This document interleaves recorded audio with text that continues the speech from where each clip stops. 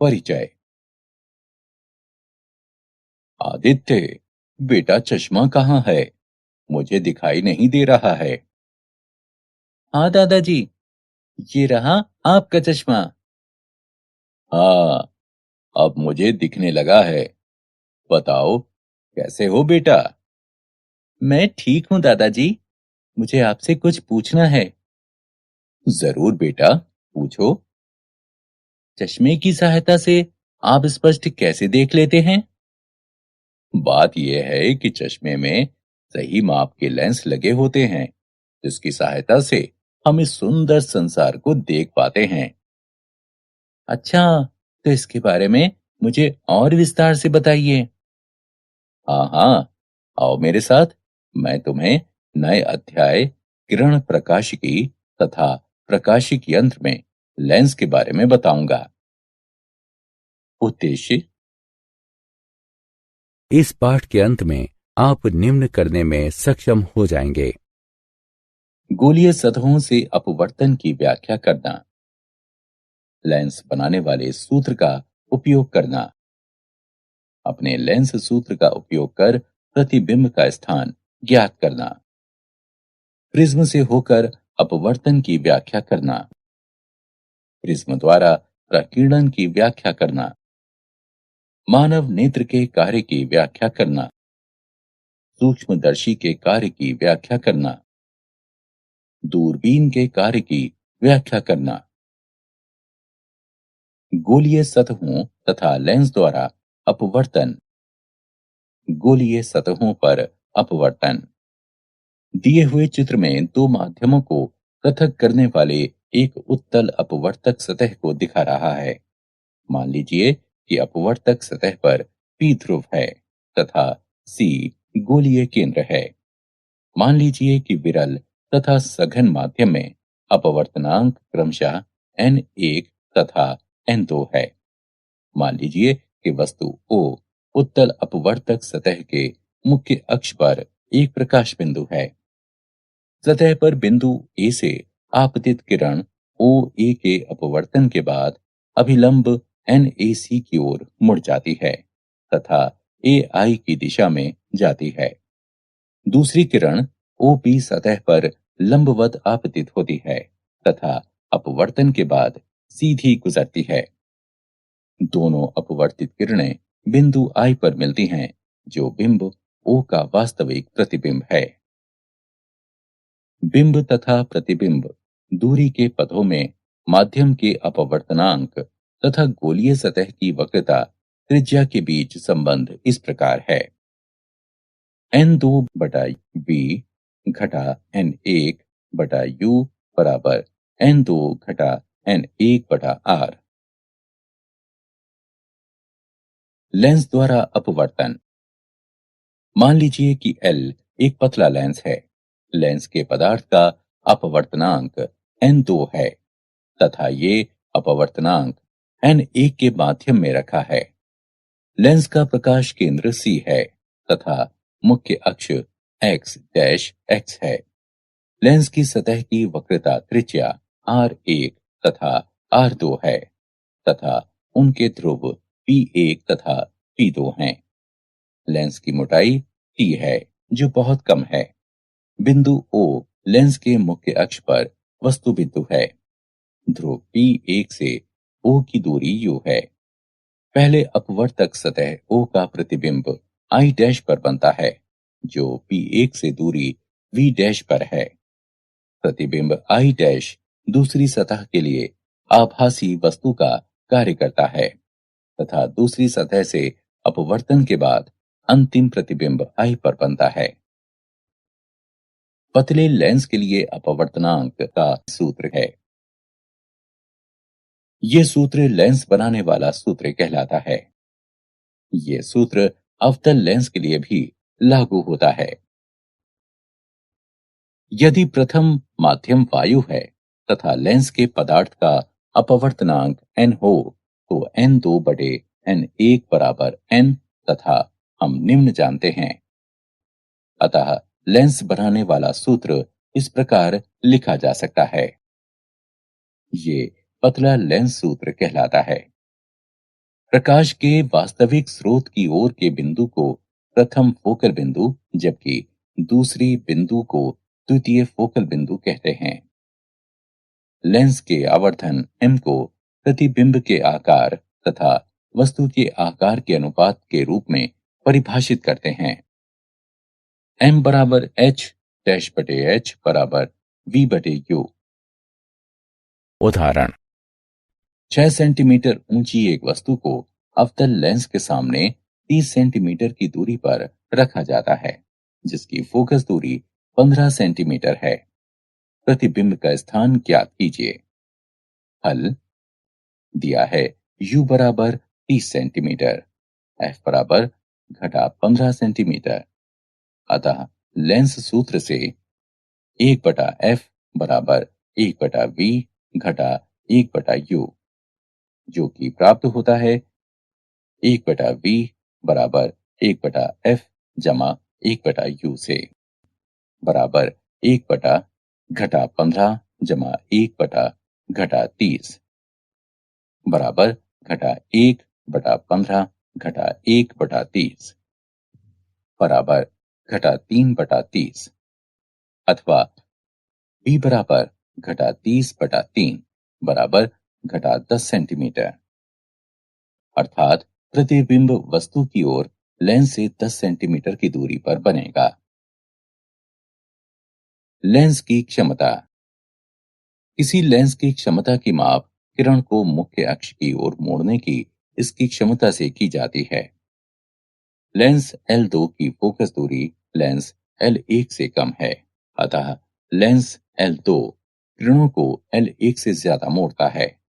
इस प्रकार लेंस की L2 क्षमता लेंस L1 की क्षमता से अधिक है। स्पष्टता P 1/f के अनुक्रमणुपात में है।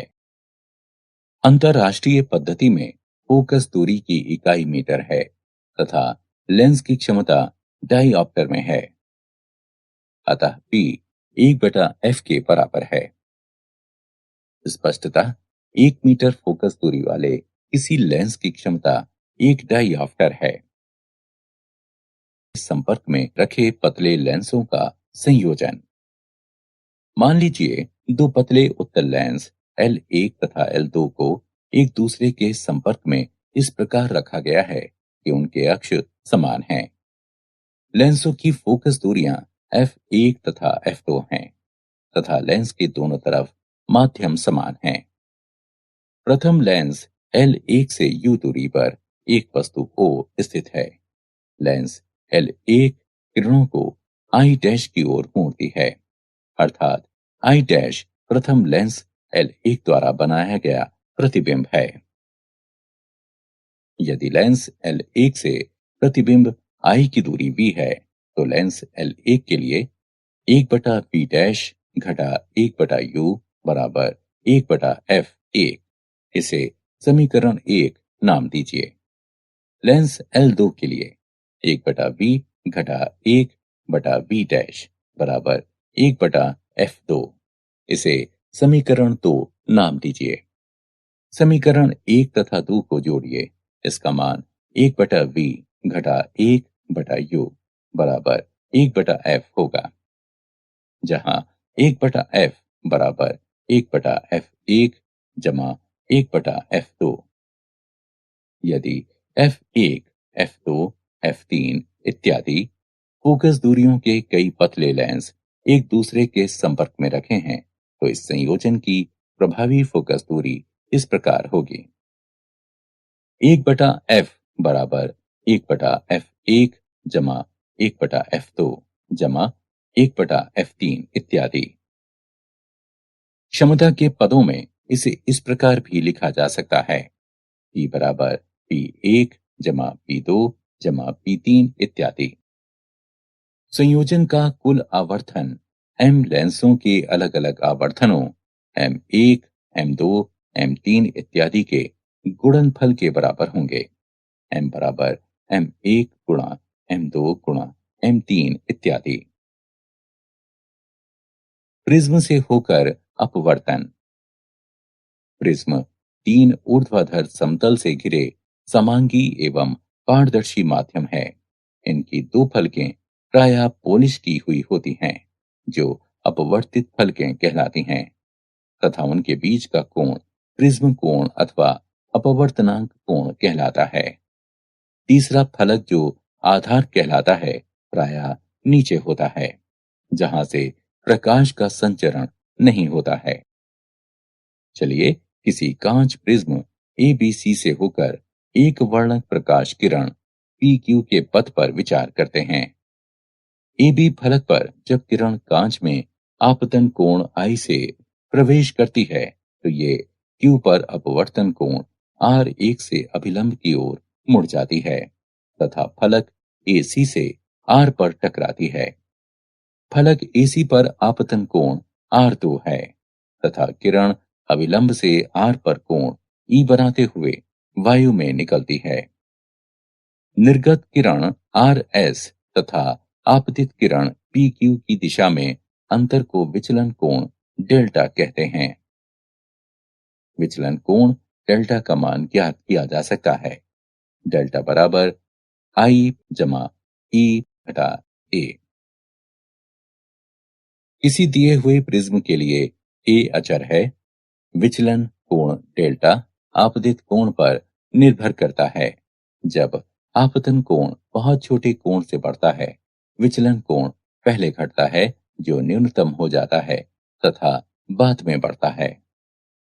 न्यूनतम विचलन I बराबर E के लिए R1 बराबर R2 प्राप्त होता है। डेल्टा न्यूनतम बराबर 2I घटा A, प्रिज्म के पदार्थ का अपवर्तनांक। n बराबर साइन A जमा डेल्टा न्यूनतम बटे 2 बटा 2 को साइन A बटे 2 से विभाजित करने पर प्राप्त होता है।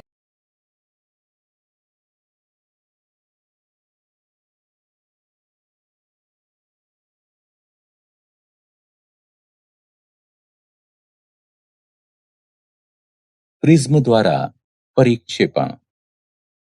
श्वेत प्रकाश का संघटक रंगों में विपाटन परिक्षेपण कहलाता है।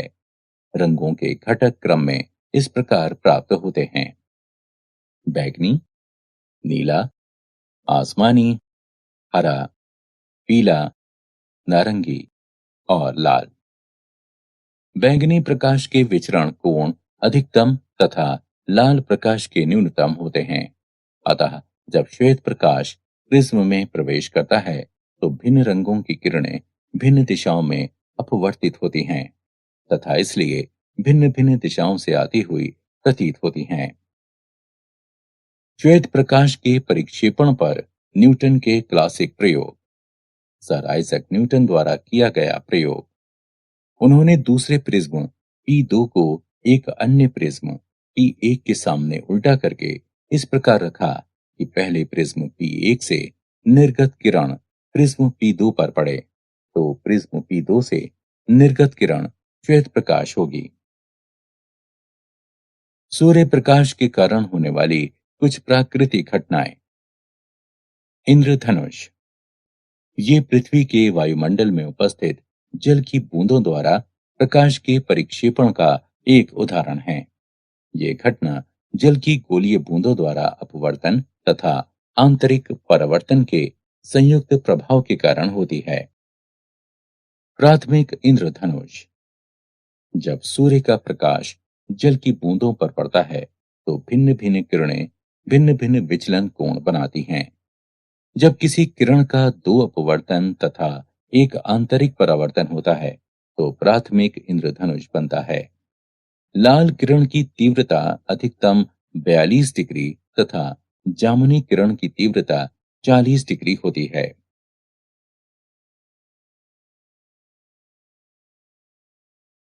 द्वितीय इंद्रधनुष। जब सूर्य का प्रकाश वर्षा की बूंदों पर इस प्रकार पड़ता है कि दो अपवर्तन तथा दो आंतरिक परावर्तन हों, तो प्राथमिक इंद्रधनुष के साथ द्वितीय इंद्रधनुष भी प्राप्त होता है।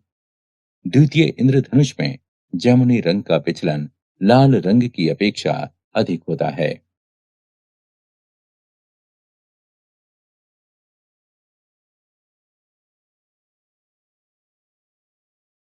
प्रकाश का प्रकीर्णन।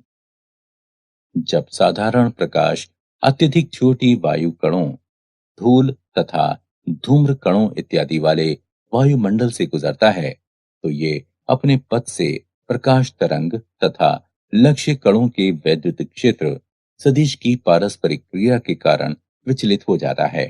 ये घटना प्रकीर्णन कहलाती है तथा विचलित प्रकाश को प्रकीर्णित प्रकाश कहते हैं।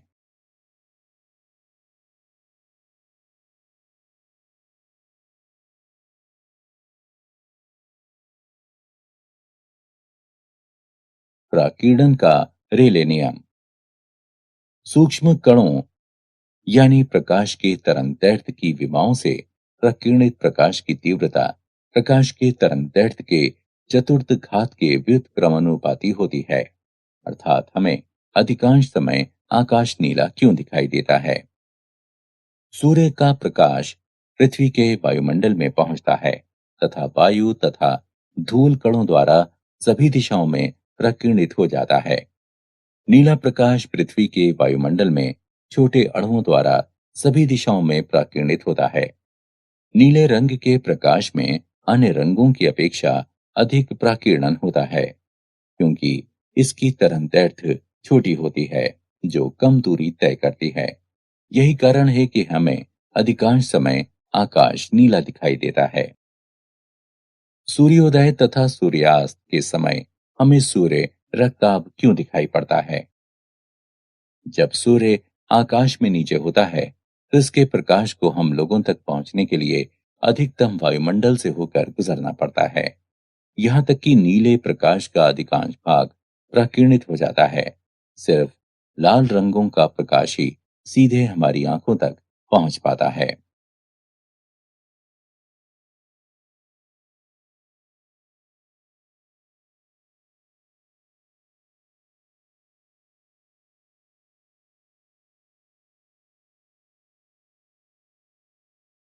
प्रकाशिक यंत्र, नेत्र। हमारी आंख उत्तल लेंस की भांति कार्य करती है जो पेशियों द्वारा स्थिर होती है। ये लेंस नेत्र लेंस कहलाता है। किसी प्रकाशवान वस्तु से आती हुई किरणें जब आंख के लेंस पर पड़ती हैं तो अपवर्तन के बाद ये रेटिना पर फोकस होती हैं। इस प्रकार रेटिना पर वस्तु का वास्तविक छोटा तथा उल्टा प्रतिबिंब बनता है। हमारा मस्तिष्क इस प्रतिबिंब को सीधा महसूस करता है। नेत्र की समंजन क्षमता।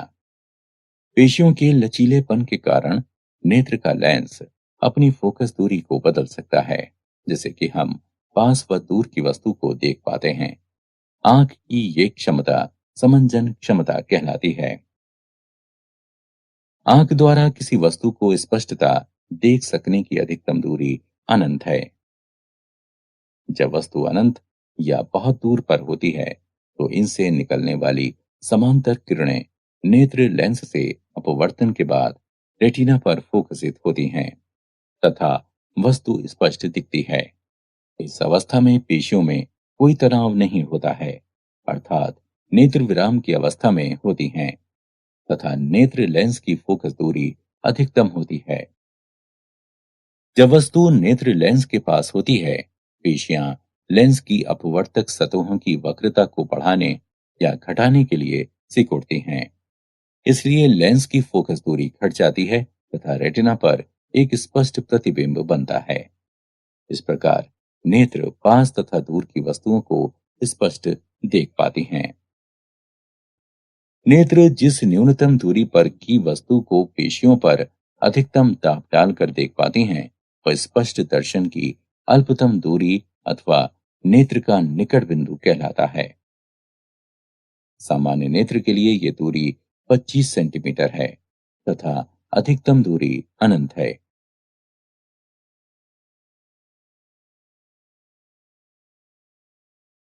प्रकाशिक यंत्र, नेत्र। पुतली।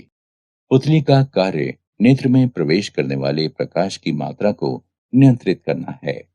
जब प्रकाश अधिक होता है तो पुतली स्वभावतः सिकुड़ जाती है तथा जब प्रकाश मंद होता है तो पुतली अपने आप विस्तारित हो जाती है। ये प्रक्रिया अनुकूलन कहलाती है। दृष्टि की संवेदनशीलता।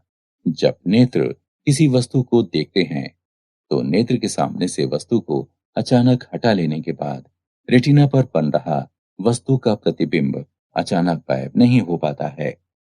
यह अनुभव लगभग 10वें सेकंड की लघु अवधि तक भी होता रहता है। इसे दृष्टि की संवेदनशीलता कहते हैं।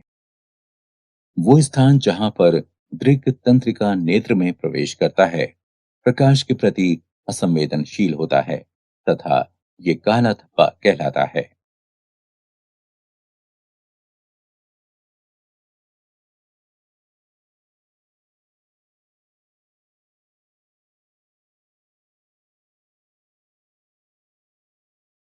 नेत्र दोष।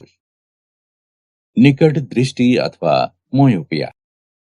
मायोपिया नेत्र का एक ऐसा दोष है जिसमें व्यक्ति केवल पास की वस्तु को देख पाता है किंतु दूर की वस्तु को स्पष्टता नहीं देख पाता है।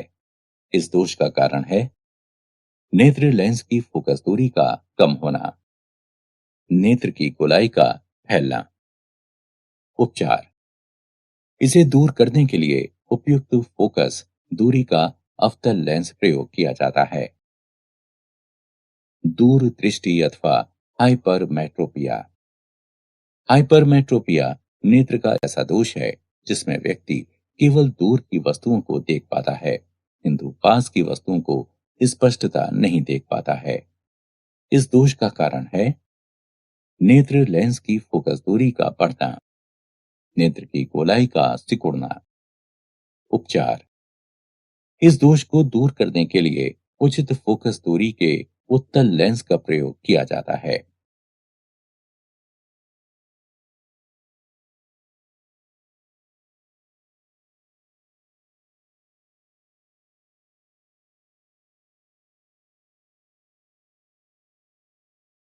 नेत्र दोष। प्रेसबायोपिया। बढ़ती उम्र में नेत्र लेंस फोकस दूरी को बदलने की अपनी क्षमता खो देती हैं। इसके परिणाम स्वरूप नेत्र का निकट बिंदु दूर विस्थापित हो जाता है तथा दूर का बिंदु अधिक पास आ जाता है जिससे कि नेत्र पास की वस्तु तथा दूर की वस्तु को नहीं देख पाते हैं। नेत्र का ये दोष प्रेसबायोपिया कहलाता है। इस दोष को द्विफोकल लेंस के प्रयोग द्वारा दूर किया जाता है। एस्टिग्मेटिज्म। नेत्र का ये दोष जिसमें समान दूरी की क्षैतिज तथा ऊर्ध्वाधर वस्तुएं रेटिना पर फोकस नहीं हो पाती हैं, एस्टिग्मेटिज्म कहलाती हैं। एस्टिग्मेटिज्म दोष का उपचार सिलिंड्री या बेलनाकार लेंस के प्रयोग द्वारा होता है।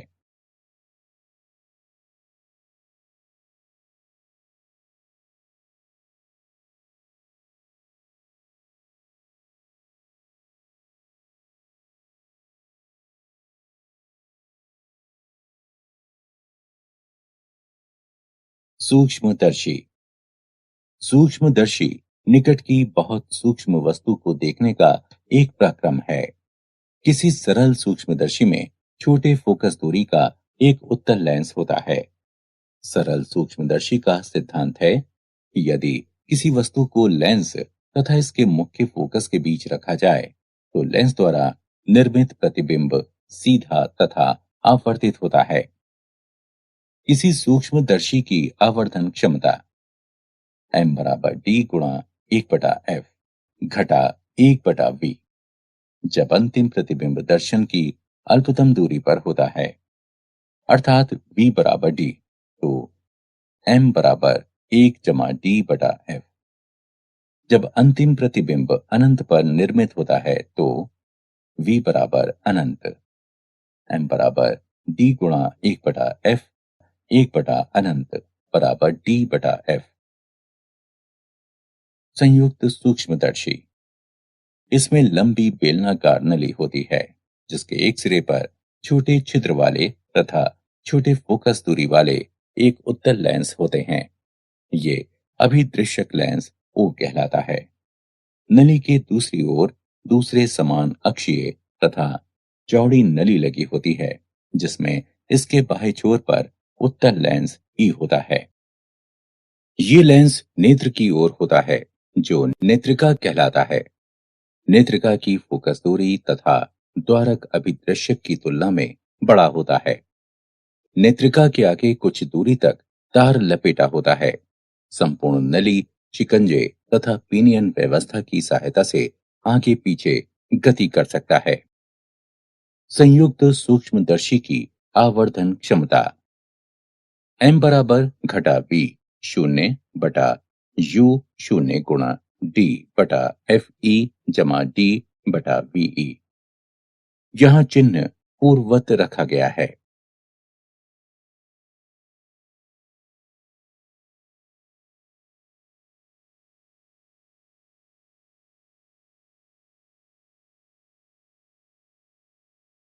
दूरबीन। खगोलीय अपवर्तक दूरबीन में एक अभिदृश्यक लेंस तथा एक नेत्रिका होती है। यद्यपि दोनों यंत्रों में अंतर ये होता है कि दूरबीन के अभिदृश्यक की बड़ी फोकस दूरी तथा बड़ा द्वारक होता है। दूर स्थित वस्तु से प्रकाश अभिदृश्यक में प्रवेश करता है तथा इसका वास्तविक प्रतिबिंब नली के अंदर बनता है। नेत्रिका, जिसका प्रयोग एक सरल आवर्धक के रूप में होता है, अंतिम प्रतिबिंब को उल्टा करके दिखाता है। जब अंतिम प्रतिबिंब अनंत पर बनता है, अभिदृश्यक लेंस दूर से आती हुई वस्तु की समांतर किरणों को प्राप्त करता है। इस प्रकार एक प्रतिबिंब आई मुख्य फोकस f शून्य पर बनता है, क्योंकि अंतिम प्रतिबिंब अनंत पर है। अतः आई को नेत्रक के मुख्य फोकस एफ ई पर होना आवश्यक है। इस प्रकार एफ ई तथा एफ शून्य समान स्थल पर हैं। सामान्य समंजन में किसी दूरबीन की आवर्धन क्षमता प्रतिबिंब द्वारा नेत्र पर निर्मित कोण तथा सीधे वस्तु द्वारा बनाए गए कोण के अनुपात में होती है, जबकि बिंब तथा प्रतिबिंब दोनों ही अनंत पर होते हैं। कोणीय आवर्धन m बराबर घटा f शून्य बटा f e होता है, जहां f शून्य वस्तु की फोकस दूरी है एवं f e नेत्रक की फोकस दूरी है। क्या आप जानते हैं, न्यूटन ने प्रदर्शित किया कि कोई प्रिज्म श्वेत प्रकाश को रंगों के पट्टियों यानी स्पेक्ट्रम में विघटित कर सकता है। हब्बल आकाशीय दूरबीन की सहायता से सबसे दूर की गैलेक्सी का पता लगाया गया है।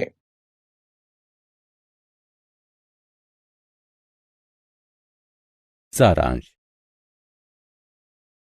आइए हमने जो कुछ सीखा है उसे संक्षेप में दोहराएं।